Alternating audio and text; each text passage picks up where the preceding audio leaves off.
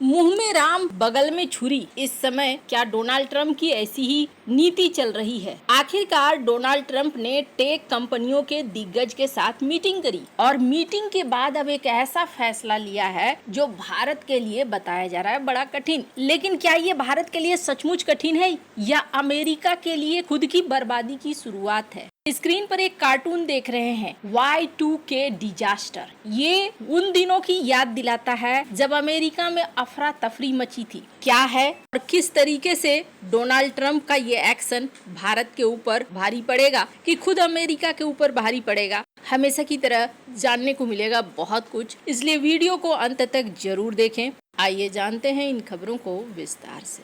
ये जो silicon valley देख रहे हैं ना, जो अमेरिका को सुपर पावर बना गया, ये वो नीति थी जब अमेरिकन्स ने बहुत दूर तक का सोचा और खास करके उस समय बिल क्लिंटन थे शासन में। जो बिल क्लिंटन ने किया उसका ठीक उल्टा इस वक्त डोनाल्ड ट्रंप कर रहे हैं। दरअसल अभी कुछ समय से कौन कौन सी चीजें निकल कर सामने आ रही है। डोनाल्ड ट्रंप मीठा मीठा कहते हैं पीएम मोदी बहुत महान है, भारत बहुत महान है, बड़ा लोकतंत्र है, लेकिन ये देखने को मिलता है कि वो जो कर रहे हैं वो भारत को कहीं ना कहीं अप्रत्यक्ष रूप से हो या प्रत्यक्ष रूप से है भारत के ऊपर प्रभाव डालता है। चाहे चाबहार के प्रतिबंध हो। अब अमेरिका कहेगा कि देखो ईरान हमारा टारगेट है, इसलिए हम ईरान के रास्ते को तो बंद करेंगे, लेकिन यहाँ पर प्रभावित कौन हो रहा है? प्रभावित हो रहा है भारत। इसके बाद एक नया मूव चला इन्होंने। स्क्रीन पर इस वीडियो को देखिए। डोनाल्ड ट्रंप के पास एक फाइल आती है। फाइल का व्याख्या होता है कि ये फाइल है H1B वीजा के लिए। उसके लिए रिस्ट्रिक्शन लगाना है और रिस्ट्रिक्शन कैसे लगाना है इसका तरीका इन्होंने बदल दिया। इन्होंने क्या किया? इन्होंने कहा कि भाई हम फीस बढ़ा देते हैं। जो फीस पहले $1000 की फीस को बढ़ाकर कर दिया गया $1,00,000। मतलब अगर H1B वीजा चाहिए तो $1,00,000 सालाना देने होंगे। $1,00,000 80-85 लाख भारतीय रुपए में इतना देना होगा, तब जाकर एंट्री मिलेगी H1B वीजा धारकों की। अब सबसे बड़ी बात क्या है ना, अगर आप देखेंगे तो हार्वर्ड लुटनिक जो इनकी अर्थव्यवस्था के कर्णधार हैं, वो बड़ी खुशी से क्या कह रहे हैं, थोड़ी इनकी भाव भंगिमा को देखिए।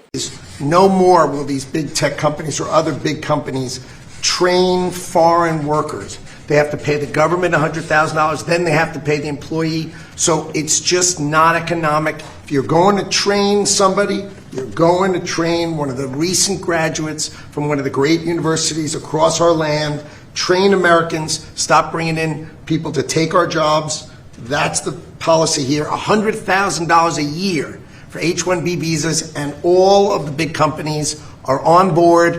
We've spoken to them about the gold card. ये बता रहे हैं कि आखिरकार $1,00,000 फीस कर देने से क्या होगा। पहली बात तो मैं आपको बता दूं, ये फीस किसको पे करना होगा? कंपनियों को पे करना होगा। यानी कि अगर कोई कंपनी बाहरी लोगों को बुला रही है तो हर के बदले में $1,00,000 प्रति वर्ष वहाँ जमा करना होगा खजाने में अमेरिका के। अब कंपनियों को फोर्स किया जा रहा है, अमेरिका में हो तो अगर तुम्हें बहुत बड़े टैलेंट को बुलाना है तब इतना ज्यादा पैसा खर्च करो। अगर सोच रहे हो कि पहले की तरह सस्ते में भारतीय टैलेंट को उठा लेंगे और उठाने के बाद फायदा उठा लेंगे तो वो नहीं चलेगा, तुम्हें $1,00,000 भरने पड़ेंगे। ये कंपनियों के लिए है। अब कंपनी ये सोच रही है कि 70% लोग वो भारत से लेती है और 15% लोग आते हैं, 12 से 15% के आसपास चाइना से। बहुत ज्यादा ये वीजा अलॉट करते थे, कंपनी हायर करते थे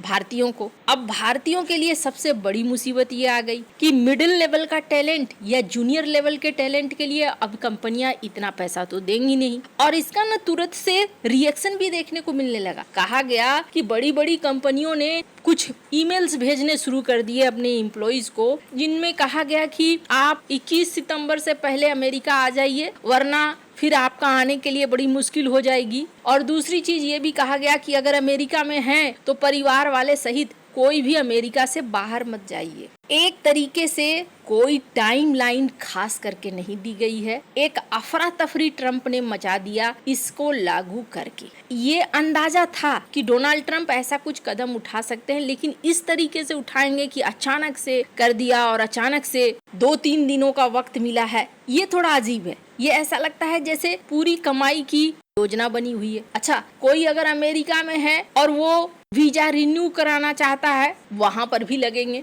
मतलब कुल मिलाकर ये हो गया कि डोनाल्ड ट्रंप को चाहिए पैसा और ये जहां से आए वो वहां से लेने को तैयार है। पर सवाल ये उठता है कि भारत को नुकसान कितना होगा। भारत को भी नुकसान होगा। 10 से 12% कहा जा रहा है कि भारत का जो आईटी सेक्टर है और आईटी निर्यात है वो प्रभावित होगा। इसके अलावे जो बिलियंस ऑफ डॉलर आते थे रिमिटेंस, उसमें भी 10 से 15%, 10 से 20% तक कमी आ सकती है।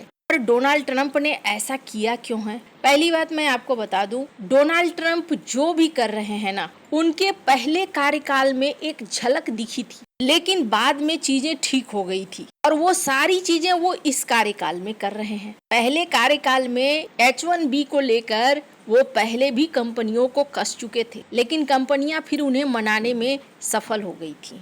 अब सवाल क्या उठता है? सवाल ये उठता है कि चलो भारत को नुकसान होगा, लेकिन क्या अमेरिका फल फूल सकेगा जिस रफ्तार से अमेरिका बढ़ा है?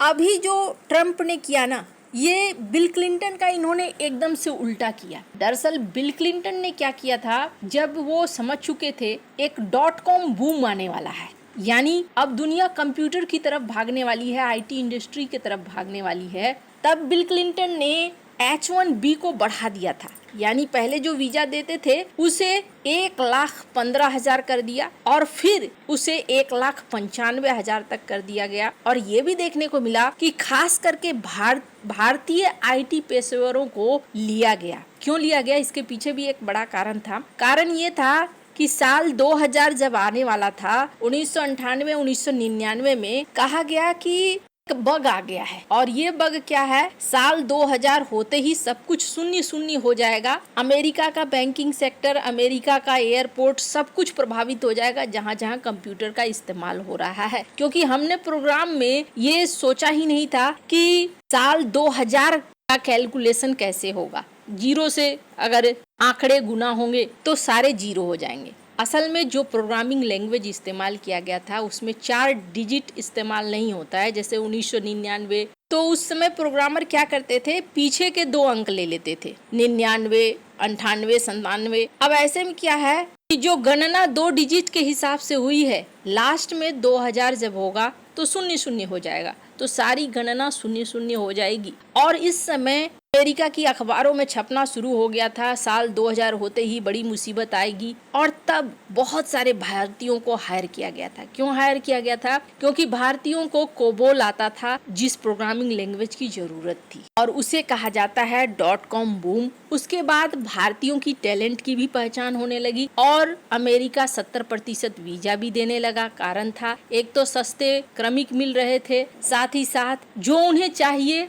वो ये मिल रहे थे। और इसका सबसे बड़ा उदाहरण है, अब सीन क्या है कि .com बूम लाने में जहां बिल क्लिंटन ने भारत से हजारों लोगों को बुलाया, तो वहीं डोनाल्ड ट्रंप हजारों लाखों लोगों को वापस भेज रहे हैं या फिर अब आगे की प्रक्रिया को बहुत कठोर कर रहे हैं। हालांकि इसका असर खुद अमेरिका पर भी पड़ेगा। इसका बड़ा उदाहरण देखिए, अगर भारतीय टैलेंटेड न होते तो इस तरीके से एकदम टॉप पोजीशन में नहीं पहुंचते। चाहे गूगल को ले लें आप या फिर और भी कई कंपनियों को ले लें। पर भारत के लिए समस्या ये है कि अचानक से बहुत सारे लोग घर वापस भी आ रहे हैं। अब ऐसे में भारत को उन्हें जॉब देना होगा या फिर उनकी व्यवस्था करनी होगी। भारत कई देशों से संपर्क साध सकता है। हालांकि भारतीय टैलेंट ऐसे हैं कि फिर वो ऑस्ट्रेलिया, कनाडा की तरफ मूव कर सकते हैं, जो पहले भी देखने को मिला था। कुछ दिन की बात है, लेकिन अगर भारत एक बार इस समस्या को हल कर ले कि भारत के अंदर ही सारे जॉब वगैरह हैं, तो ये जो बार बार ब्लैकमेल करने का तरीका है ना, ये चीज नहीं होगी।